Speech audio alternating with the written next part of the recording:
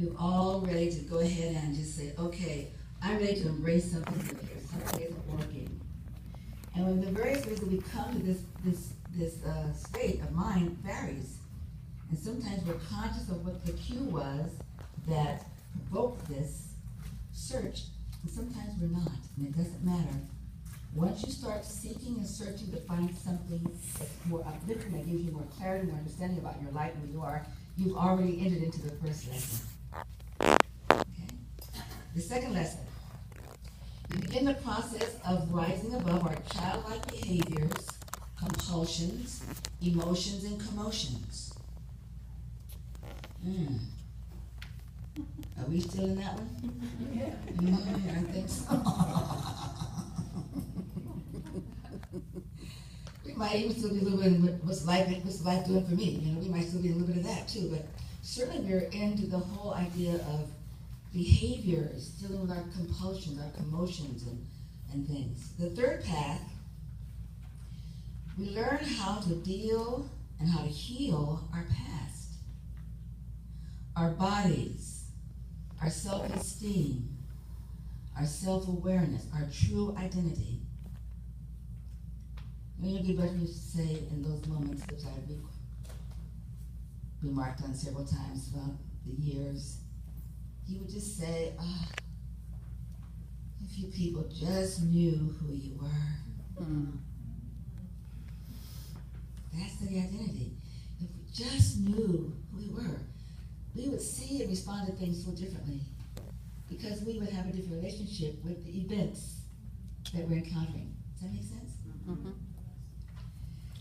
So the fourth path, the fourth lesson is we learn how to share the wisdom we've gained and the lessons we've learned, and we learn how to live with more compassion, with non-judgment. So many of us are teachers, so we're learning how to share. He came here to make teachers, so we've learned how to share and how to impart these teachings and what we've learned and what we've gained with others. But there's still sometimes maybe a little bit of the hard stuff about compassion that hasn't been totally dealt with yet, so we can work on that a little bit more. And also judgment, not just of others, but ourselves. You know, he also talks a lot about self-deliverance. Putting yourself down, negating yourself, just not really accepting your beauty, your strength, your divinity, your relationship with your soul, and it has an effect on your emotional, responses, right? Okay, the fifth path is where you learn to embrace the unseen, the more spiritual realms, the guru, the guardian angels, the intangible forces. So that's seeing beyond the apparent, and he's taken us to understand our relationship with guru. It doesn't matter what your religious affiliations are, but there is a teacher, there's a divine, there's something heavenly that's in existence that we need to have a relationship with. So it says God in me and God in one. You know that one? Well, that becomes real in this stage. You actually are able to embody and connect with that. God in me and God are one. Sensation. And that's your fifth path. The sixth one becomes where you become embodiment in the spirit, but there's no separation.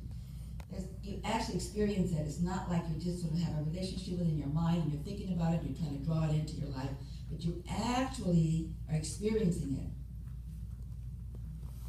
I know Yogi Bhajan went through all this. I mean, if you know him at all, you see he all these paths he's accomplished, So sometimes he even slip in a lecture and say, well, I'm God, and I think, okay, well, sure, God and me and God are one. What does that mean?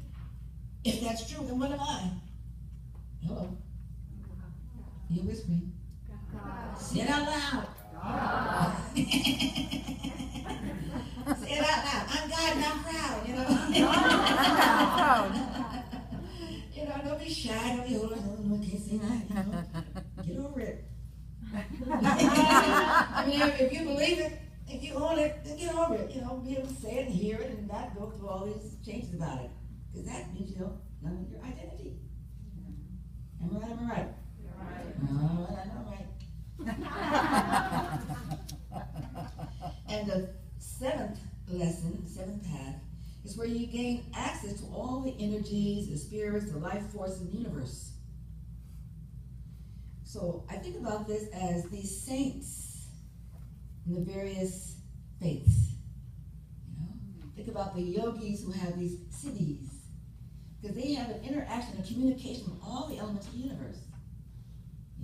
Be it plant, be it stars, be it animals, be it water. Yogi Bhajan had a relationship with water. You discover that there is such a direct connection between you and everything else. Everything else. We just look separate, but we're not. And so we feel separate. And we act separate because we don't know who we are. But once we go through these stages of these lessons, we begin to embody these qualities. We begin to recognize that, oh, wait a minute, I sense this. I sense this, I don't know if this is true or not, but I was having a good time playing with it. I'm in the plane flying over here, and we're hitting all these turns. Oh, I'm just, oh, God, no, Finally, I just said, okay.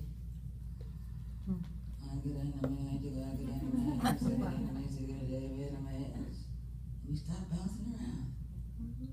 I said, oh, cool.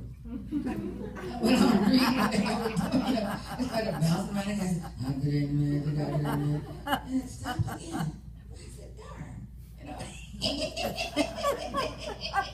Who's listening to me out there? Well, even if it wasn't true, it wasn't to me. It may have nothing to do with me, but even if it didn't, I had fun working it, you know what I mean? Because I can fake it, and maybe one day I'll make it, and that plane started jumping around like I said, stop this moving, cows. Everybody just be still. I'm on a smooth journey here. But anyway, it was fun. So, yes. What do you mean when you say that he had a relationship with water? Well, he had the city of water.